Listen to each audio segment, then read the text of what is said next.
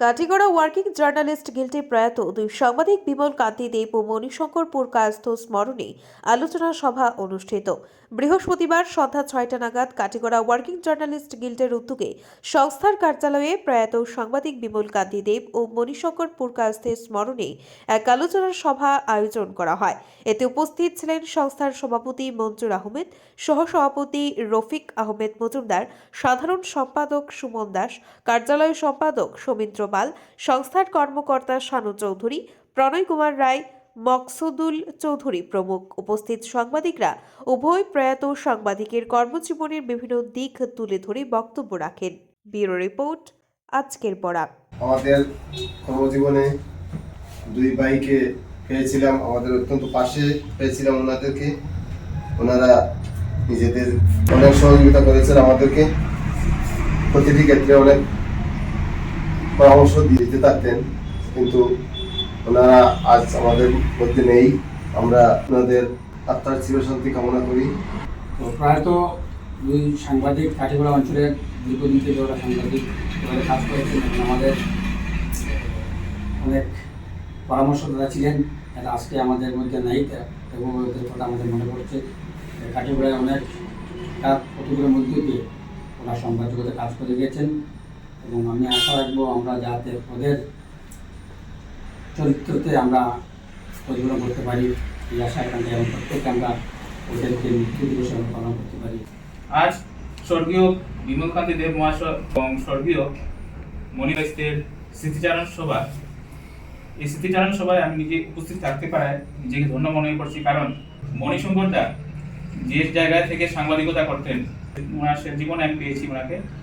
কষ্টে কাজ করতে হতো, এখানে অনেক চাপ থাকতো। তাছাড়া বিমলদার কাজের পন্থাগুলো আমাদের পাথেয় করে চলাটা আমি মনে করি উচিত। সাব ডিভিশনের দাবি নিয়ে প্রত্যেক দিন গাদি গাদি নিউজ প্রিন্ট লিখেছেন বিমল দ্বারা।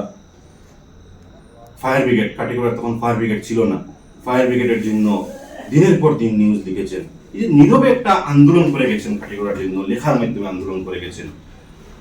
কাটিগড়া আমি বিশেষভাবে দীর্ঘায়িত করছি না, কাটিগড়াতে এই মুহূর্তে যারা সাংবাদিকতা করছেন সবাই বিমল দাদাদের পথ অনুসরণ করে যেভাবে নীরবে আন্দোলন করে যাচ্ছেন কাটিগড়ার জন্য, কাটিগড়ার উন্নয়নমূলক কাজের জন্য লেখালেখি করছেন এবং পরবর্তী সময়ে বা ভবিষ্যতেও এভাবে কাটিগড়ার সাংবাদিক বন্ধুদের আন্দোলন থাকবে, এভাবে বহাল থাকবে বলে আমি আশাবাদী।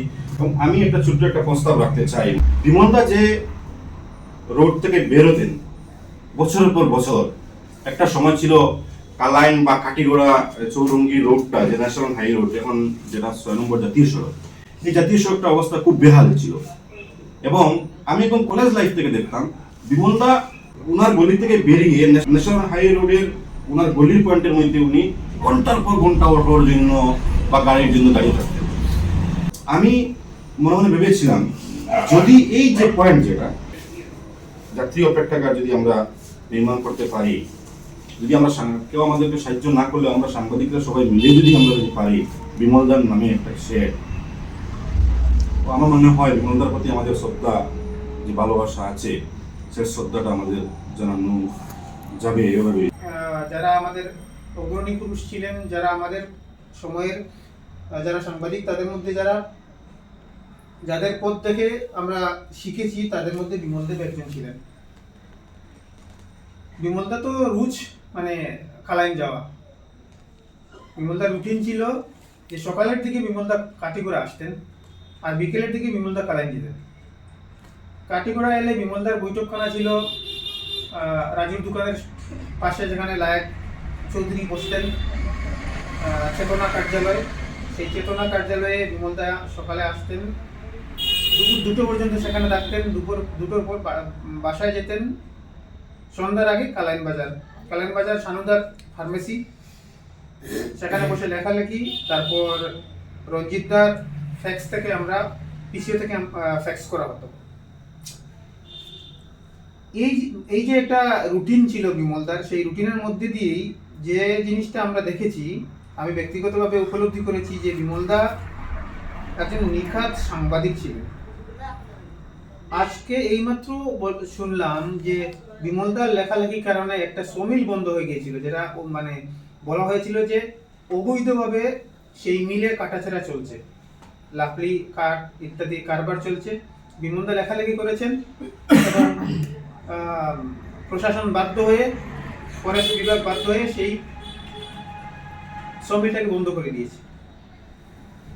কিন্তু আজকালকার দিনে সাংবাদিকতায় সেসব কতটুকু সম্ভব সেটা লাখ টাকার প্রশ্ন। কারণ আমরা কতটা সাংবাদিকতা করছি, কতটা কি করছি সেটাও আলোচ্য বিষয়। কিন্তু সেই সময় যখন বিমলদারা সাংবাদিকতা করেছেন তখন সাংবাদিকদের যেমন মান সম্মান ইজ্জত এবং লেখালেখির একটা আলাদা জায়গা ছিল, সেই জায়গাটা আজকের দিনে খুব বিরল, খুব কম দেখতে পাওয়া যায় না। আপনারা দেখছেন আজকের Barak, a house of Adrija digital media.